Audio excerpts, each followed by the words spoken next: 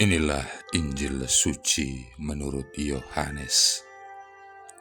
Sekali peristiwa bersungut-sungutlah orang Yahudi tentang Yesus karena ia telah mengatakan, "Akulah roti yang telah turun dari surga."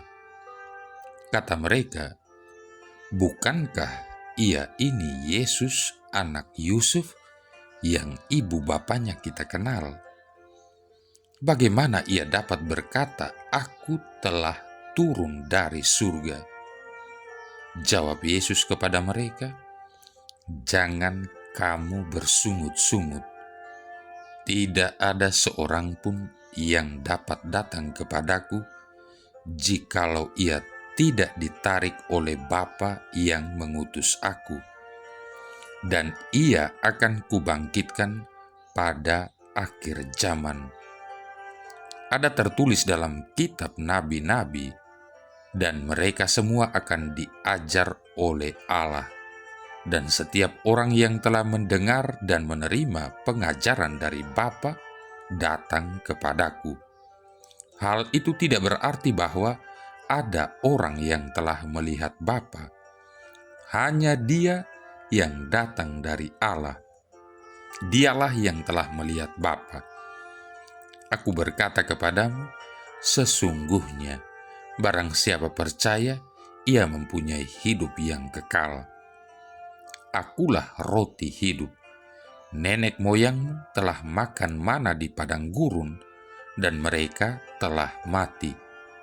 Inilah roti yang turun dari surga. Barang siapa makan daripadanya, ia tidak akan mati. Akulah roti hidup yang telah turun dari surga. Jikalau seorang makan dari roti ini, ia akan hidup selama-lamanya. Dan roti yang kuberikan itu ialah dagingku yang akan kuberikan untuk hidup dunia. Demikianlah sabda Tuhan. Saudara-saudari yang terkasih, Injil Yohanes hari Minggu biasa ke-19 ini masih melanjutkan percakapan Yesus mengenai dirinya sebagai roti hidup yang turun dari surga. Bagi orang-orang Yahudi yang mendengar namun tidak percaya, Yesus menegaskan bahwa memang tidak ada orang yang dapat datang kepadanya kalau tidak ditarik oleh Bapa. Dan inilah kehendak Dia yang telah mengutus aku, yaitu supaya dari semua yang telah diberikannya kepadaku, jangan ada yang hilang, tetapi supaya kubangkitkan pada akhir zaman. Allah menarik orang untuk percaya bukan dengan paksaan, melainkan dengan suatu proses. Rahmat Allah disediakan untuk setiap orang yang mendengar ajaran Yesus dan mau bertobat.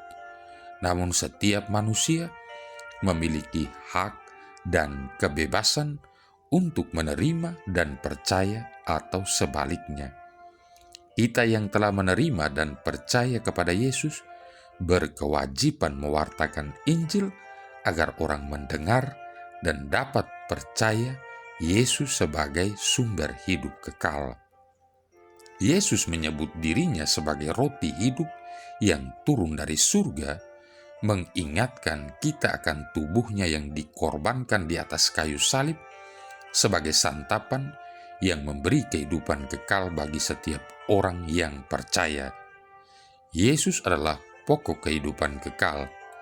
Barang siapa menolak tawaran Yesus, berarti menolak hidup yang sekarang dan yang akan datang. Tubuh Kristus yang kita terima setiap hari melalui Ekaristi Kudus mengingatkan kita akan rahmat kekuatan hidup sekarang dan yang akan datang. Saudara-saudari yang terkasih, Yesus seringkali berbicara dengan para muridnya tentang janji akan kehidupan kekal. Ajarannya bahwa Dia sendiri adalah roti kehidupan merupakan pernyataannya lebih lanjut tentang rencana Bapa Surgawi yang sempurna untuk memenuhi diri kita dengan rahmat dan kuasa kehidupan kekal. Sebagaimana Allah menopang bangsa Israel dengan mana yang turun dari surga selama masa pengembaraan mereka di padang gurun menuju tanah terjanji, Keluaran bab 16. Yesus sekarang adalah sang roti kehidupan yang diberikan kepada umatnya. Yesus adalah pemenuhan atau penggenapan rencana Allah bagi kita yang memberikan hidupnya sendiri untuk menopang kita. Sebagaimana Allah memelihara bangsa Israel dengan penuh kasih, demikian pula Dia memelihara kita dengan memberikan Yesus kepada kita sebagai roti kehidupan. Yesus memberikan kita makanan hidup yang kekal supaya menyatakan Bapanya kepada kita sebagai seorang Bapa yang mengasihi kita tanpa batas. Ini adalah pernyataan tentang kasih Bapa Surgawi yang menggerakkan kita untuk meninggalkan dosa dan berpaling kepada Yesus, menyerahkan diri kita kepadanya dalam iman. Kasih Allah begitu besar, Ia telah berjanji bahwa siapa saja yang datang kepada Putranya tidak akan pernah mati, melainkan akan memiliki hidup yang kekal. Saudara-saudari yang terkasih, sesungguhnya barang siapa percaya, ia mempunyai hidup yang kekal. Akulah roti hidup. Makna roti yang dimaksudkan Yesus di sini adalah makanan pokok sehari-hari kita. Dan jika sudah cukup dengan makanan tersebut, maka kita tidak akan mati, tetapi bukan dalam arti harafiah, namun dalam arti hidup yang sesungguhnya.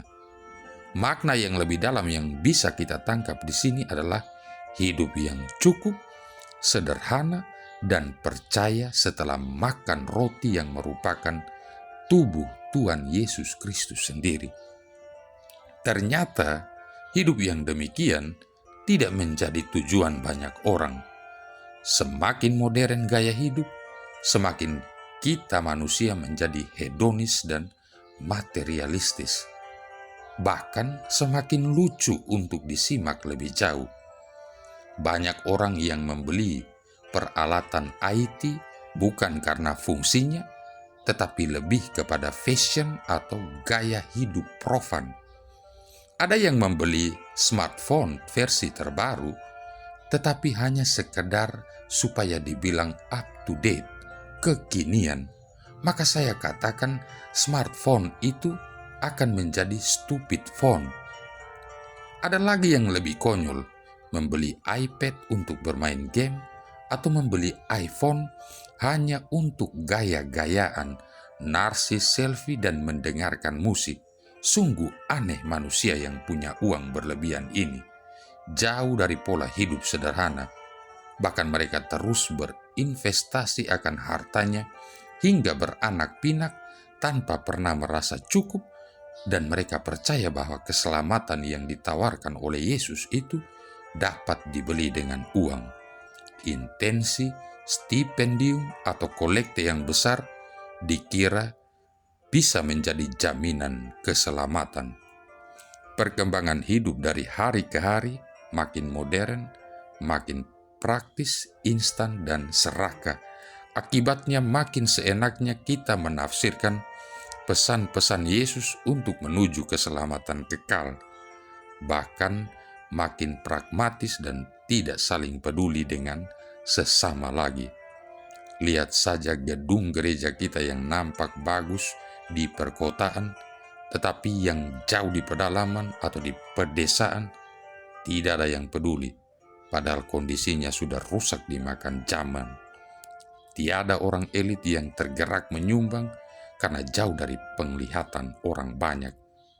Kalau sudah demikian, apakah layak kita mendapatkan hidup kekal walau sudah ribuan kali kita menerima tubuh Kristus?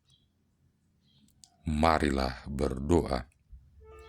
Allah Bapa yang Maha Pemurah, Engkau telah mengutus Putramu datang ke dunia sebagai roti kehidupan bagi kami. Kami mohon, teguhkanlah iman kami kepadanya, agar kami setia mendengarkan Dia dan melaksanakan kehendak-Nya. Sebab Dialah Tuhan dan pengantara kami, yang hidup dan berkuasa bersama dengan Dikau dalam persatuan Roh Kudus, satu Allah sepanjang segala masa. Tuhan memberkati kita sekalian, Bapa, Putra, dan Roh Kudus.